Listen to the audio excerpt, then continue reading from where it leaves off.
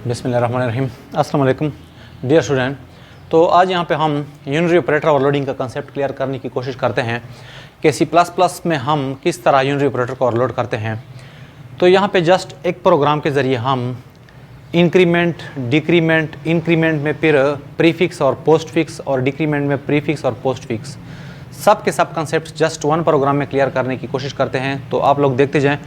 First of all यहाँ पे मैं एक प्रोग्रामिंग कोड लिखता हूँ, जल्दी आप लोग देखते जाए। बाद में मैं इसका एक एक पॉइंट आप लोगों के लिए एक्सप्लेन करता हूँ।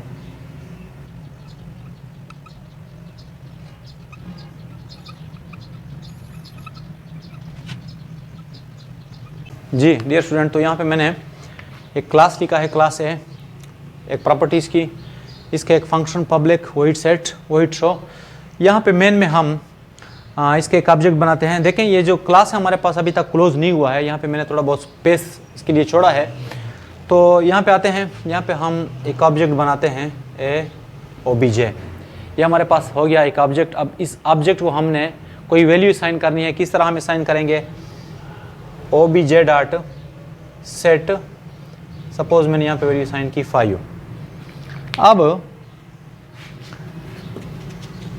ये वाला जो स्टेटमेंट है अभी जो मैंने लिख लिया ये वाला, इसकी वजह से ये वाला फंक्शन कॉल होगा सेट और यहाँ पे वैल्यू असाइन हो जाएगी 5। अब 5 की वैल्यू हमारे पास असाइन हो जाएगी ए वेरिएबल को। तो हम कह सकते हैं कि इस स्टेटमेंट की मदद से हमारे पास OBJ की वैल्यू हो गई 5, और इस तरह भी कह सकते हैं कि OBJ के लिए ए की वैल्यू हमारे पास हो गई 5। अच्छा, अब यहाँ पे मेन पॉइंट की तरफ आते हैं। यहाँ पे मैं लिखता हूँ, देखते जाएँ, प्लस प्लस OBJ, यानी प्लस प्लस इंक्रीमेंट ऑपरेटर जो है ये मैंने अप्लाई किया किस चीज़ पे? ऑब्जेक्ट पे। तो कंपाइलर यहाँ पे एरर जनरेट करेगा, क्योंकि प्लस प्लस हम अप्लाई करते हैं बेसिक वेरिएबल पे, और यहाँ पे हमारे पास है यूजर डिफाइंड वेरिएबल यानी ऑब्जेक्ट। तो इस सिचुएशन में यहाँ पे हमने इस क्लास के अंदर एक फंक्शन डिफाइन करना होगा। कहाँ पे? क्लास के अंदर। किस तरह हम डिफाइन करेंगे वो ज़रा देखते जाएँ। यहाँ पे हम लिखेंगे वॉइड, इसके बाद ऑपरेटर प्लस प्लस और इस तरह, और यहाँ पे हमारे पास होगा प्लस प्लस ए। ये क्लास यहाँ पे, ये फंक्शन यहाँ पे क्लोज, और इसके बाद ये क्लास यहाँ पे क्लोज। तो ये जो फंक्शन है अभी मैंने जो लिख लिया, इसको हम कहते हैं operator overloading function for unary operator. अब इस स्टेटमेंट की वजह से ये वाला फंक्शन ऑटोमेटिक रिकॉल होगा, ऑपरेटर को वैल्यू असाइन हो जाएगी OBJ की, जो कि हमारे पास है 5। इसके बाद कंट्रोल आएगा यहाँ पे, और इसकी वजह से हमारे पास ए की वैल्यू इंक्रीज हो जाएगी 1। तो हम कह सकते हैं कि इस स्टेटमेंट की वजह से हमारे पास OBJ की वैल्यू कितनी हो गई? 6। और यूँ भी कह सकते हैं कि ये बेसिकली हमारे पास वैल्यू है किस चीज़ की? ए की। अब यहाँ पे हम लिखते हैं OBJ डॉट शो। तो शो वाला फंक्शन जब कॉल होगा ये, तो इस बार हमारे पास ए की वैल्यू स्क्रीन पे नजर आएगी कितनी? 6, क्योंकि यहाँ पे हमारे पास लास्ट टाइम ए की वैल्यू कितनी है? 6 OBJ के लिए। ये हमारे पास है यूनरी ऑपरेटर ओवरलोडिंग। किस पॉइंट के लिए? For prefix.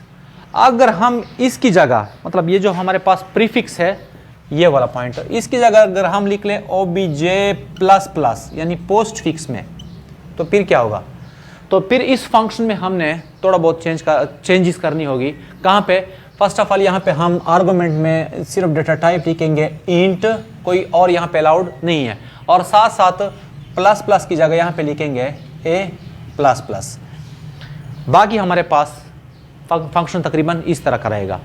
तो ये हमारे पास कब इस्तेमाल होगा? जब हमारे पास पोस्ट फिक्स में हो। अब क्वेश्चन है इसका, अगर दोनों हमारे पास हो, मतलब ये भी आपने यूज़ किया प्लस प्लस OBJ और OBJ प्लस प्लस दोनों यूज़ किया, तो इस फंक्शन के जो दोनों फ्लेवर है, यानी पहला वाला और दूसरा वाला, दोनों हम यूज़ करेंगे।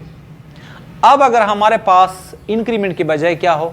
डिक्रीमेंट, यानी माइनस माइनस, तो माइनस माइनस का कंसेप्ट बिल्कुल इसी तरह है। मतलब यहाँ पे हम लिखेंगे माइनस माइनस, फिर अगर पोस्ट के लिए हो तो ये हमारे पास नहीं होगा, बल्कि यहाँ पे हमारे पास होगा माइनस माइनस, और अगर प्री के लिए हो एंड सो ऑन। तो डियर स्टूडेंट, ये था हमारे पास एक छोटा सा टॉपिक कि किस तरह हम यूनरी ऑपरेटर को ओवरलोड करते हैं। तो उम्मीद है आप लोगों को ये आज का टॉपिक क्लियर हुआ होगा। मिलते हैं फिर नेक्स्ट वीडियो में। आज के लिए बस इतना ही। अल्लाह हाफिज़।